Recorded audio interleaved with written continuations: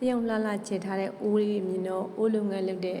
အိုးလုပ်သမားလေးအကြောင်းပြောပြမယ်အိုးလုပ်သမားနဲ့သူတနေ့အိုးလုပ်ငန်းလုပ်တယ်ရလာတဲ့ငွေတွေကိုစုတယ်စုပြီးတော့များလာတဲ့အခါကျသူ့ရဲ့ငွေတွေကိုပေါ့နော်ရင်းနှီးမြှုပ်နှံမှုပြန်လုပ်တယ်ဘယ်မှာလုပ်လဲဆိုတော့သူ့တငယ်ချင်းစိန်ကုန်တယ်လုံးမှာမို့သူ့တငယ်ချင်းစီမှာရင်းနှီးမြှုပ်နှံမှုပြန်လုပ်လိုက်တယ်အဲ့ဒီအချိန်မှာသူ့ကိုအမြဲတမ်းပဲပေါ့နော်စောင့်ကြည့်နေတဲ့ဖိမကူညီပေးတဲ့တထေးတယောက်ရောက်လာပြီးတော့တထေးက